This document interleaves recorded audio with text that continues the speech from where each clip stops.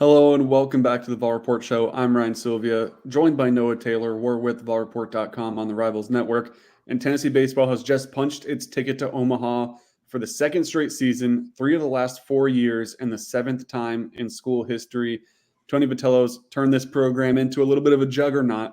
The next step is just to win a national championship.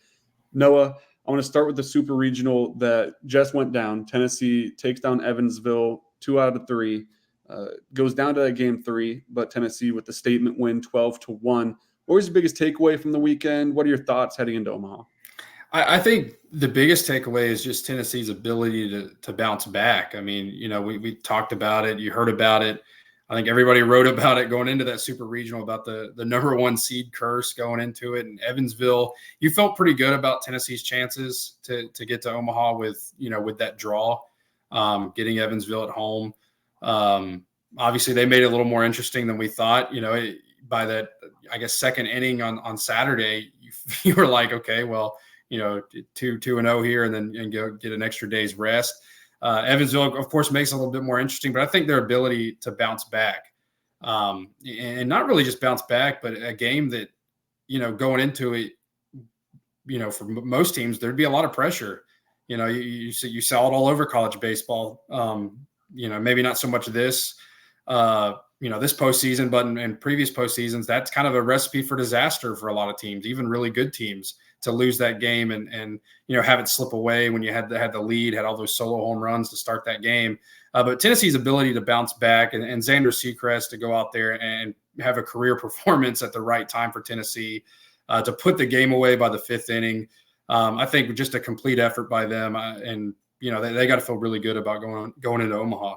Now, where are your thoughts on the pitching staff? There's been times of this year where that's maybe been the biggest question mark. And then there's games like last night against Evansville in Game 3 where Xander Sechrest goes out there and throws 6 and a third innings, no earned runs, only 1 run crosses, and it's because of an error earlier in the inning to put the guy on in the first place. And looks phenomenal. AJ Causey's had some great outings. But then there's like Game 2 where maybe Drew Beam gets touched up a little bit. Nate Snead comes in and he doesn't perform maybe at the caliber you expect him to. How confident are you in this pitching staff heading into the College World Series where that can be the difference? Yeah, I think the Game 2 does give you some concerns going into Omaha because, it seemed like you mentioned, there were times this year where it did seem like a liability, outside of those top 3 guys, how good can they perform? At the end of the year, you felt really good about it. And, you got a taste of it in the SEC tournament. Didn't start out great in that kind of bullpen game against Vanderbilt, but you run the table because of your bullpen. Those guys coming in there being able to close out strong. The regional last week, same thing. That it was a little bit concerning, I think, on Saturday because you saw them kind of revert back to what maybe they were, earlier in the year. And obviously the teams are going to be really good, that you're playing. You're playing a really good Florida State team, one of the top teams in the ACC coming in here that plays really well. They scored, I think, like 24 runs in that first game against UConn the other day. So I think it's a little bit of a concern for Tennessee, but maybe not so much yet to the point where you don't think this team could go, more than 2 games. But I think, you look at that Game 2, have a little bit of concern, but overall, I got to feel really good about what they've done over the last month, big picture. Now, flipping that to the offense, obviously a historically great offense. They're trying to chase that single season record. LSU has it right now. Tennessee a little bit of a ways behind, but they've got a chance, I guess, if they can go all the way this year and get some more games under their belt. Is this the best you've seen this offense this year? Because to me, it seems like they're firing on all cylinders, not just at the top of the lineup. Obviously, Christian Moore, 2 home runs yesterday. Blake Burke was a machine yesterday. Billy Amick gets in with another home run.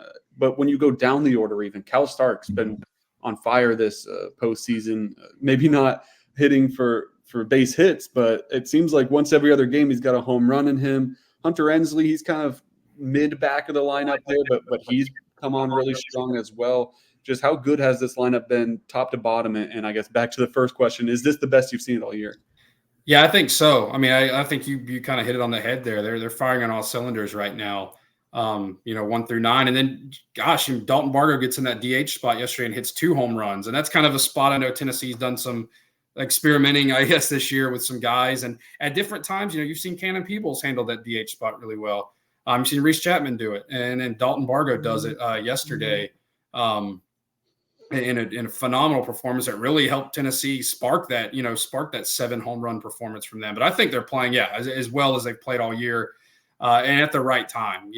Obviously, basketball too is one of those sports where you don't want to see a team peak too early, and I don't think that they have. I think that they have the ability to really change a game. I mean, yesterday, maybe Tennessee was a little tense starting out, that game, because you had a couple errors there in the first inning that allowed, Evansville to get on the board, and you're in a 1-0 hole early. And obviously that's an easy thing to come back from, but maybe they were a little tense in a winner take all game. But what flipped it for them, besides Xander Seacrest, was their ability to hit the ball and just completely change the trajectory of that game. And I think they've got to be the hottest hitting team going into Omaha right now.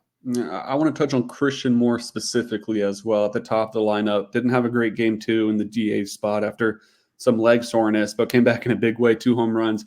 And I think that first home run to lead off the bottom of the first after you give up a run in the top of the first, I don't think there was maybe a bigger play in the whole game than that to kind of get things back to a new ball game and kind of rile things up again. How good has Christian Moore been? I mean, he didn't win SEC Player of the Year, but had an argument too. He's going to go into Omaha as one of the best players. His draft stock is just rising and rising and rising. How impressive has this season been for Christian Moore? Yeah, I mean, it's been massive. And you go back to that hit last night, not only did that kind of spark Tennessee, he was the guy that stepped up there, with a chance to win it on Saturday and I think struck out at the end or popped up or something like that. So huge for him to come back and be able to do that. But that's what you get out of him. He's a guy that's been there before. He's been in this program a long time. He's a junior. He can come back from things like that. I think that was massive for him and the team to kind of get the ball rolling last night. But yeah, it's kind of crazy. I know the SEC's had a lot of really great players. You look at Condon at Georgia and Caglione in Florida, and but it's crazy that Christian Moore just kind of seemingly gets a little lost in the shuffle there for some reason. And a guy is playing on the number 1 team in the country, the number 1 overall seed, the SEC champion, and now a team that's playing in Omaha. It's crazy that you look at it and maybe he's not getting the national recognition he deserves, but I mean, I think as he goes, this team goes. And you could say about a lot of guys, Blake Burke too, and the pitching staff. But Christian Moore is definitely playing some really good ball right now. And for him to come back the way that he did last night and start that off for Tennessee was massive. He does get lost in the shuffle. He didn't even make that SEC tournament, all-tournament team. He was on my ballot. I just want to put that out there. But that's just kind of another example of him. Maybe not getting the respect he deserves, but he's been pivotal for Tennessee this year. I want to touch on Tony Vitello's comments to start the press conference yesterday, though, a 7-minute kind of monologue about what success means to him and everything like that. I'm not going to ask you to repeat it all from memory or anything, but just kind of what were your thoughts on what he had to say and just kind of maybe a quick recap of what he was kind of going on about? Yeah.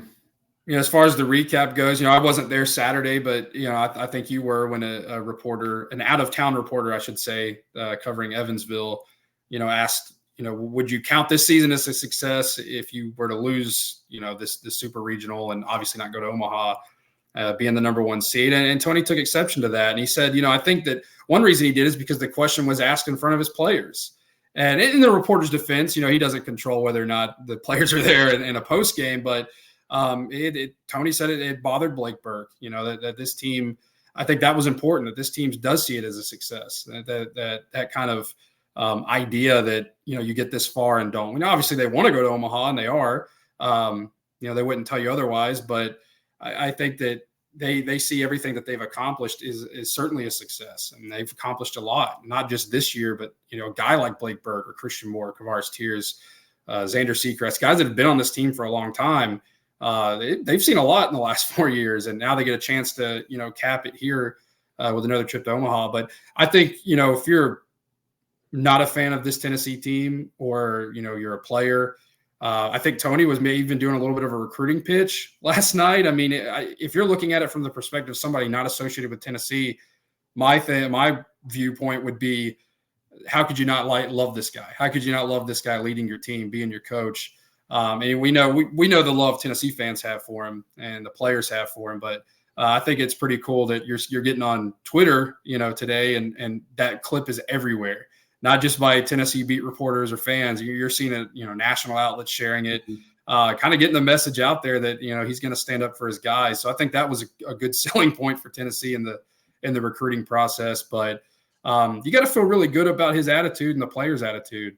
That's one reason they probably weren't tense going into that game. They didn't see it as a high pressure make or break. This is, we're going to be considered failures if we don't get here. And I think they played that way too.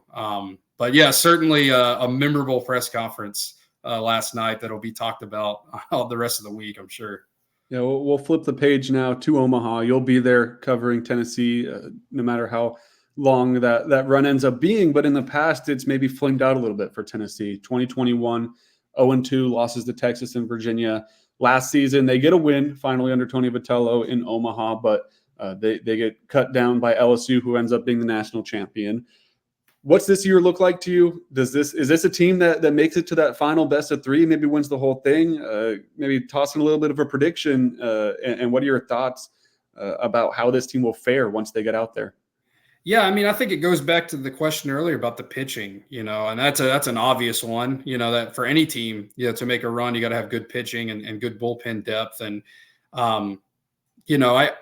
I think there's some concerns after Saturday with how that bullpen performed. But again, we've seen them play really well too lately. And, if they go in there playing the way that they played in the SEC tournament, where you have to, obviously this is a much bigger game or bigger stage than that, but to play that many games in that many days and be able to, get the most out of all of your arms is a big deal. I think that experience will pay off. I think the experience of the guys we just mentioned that have been to Omaha already, I think that'll be huge. Tony talked about that last night. I don't really know how I feel about it right now. Saturday, even after that loss, I felt good about them getting there, but I felt like, that Florida State game, that's going to be a tough draw. Yeah. You're facing Link Jarrett again, who was the Notre Dame coach that knocked you out a few years ago. So some familiarity there, even though new faces, obviously, and different teams. But, I don't know if I'm ready to give a prediction yet. I know that's a weak answer. I don't really know where to go here. I do, I think last year, they got their first win in Omaha. You mentioned it since 2005. Yeah. So I do think they're going to go back and win again, at least one game. I think they're good enough for that.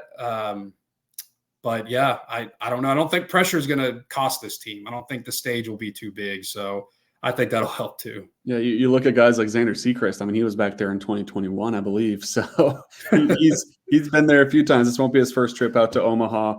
That was all for our episode here today, though. We'll have coverage throughout the College World Series run, no matter if it's 0-2 when they're done or they sit there with the confetti falling and raise a trophy, a national championship, the first in program history. We'll have coverage over at VolReport.com.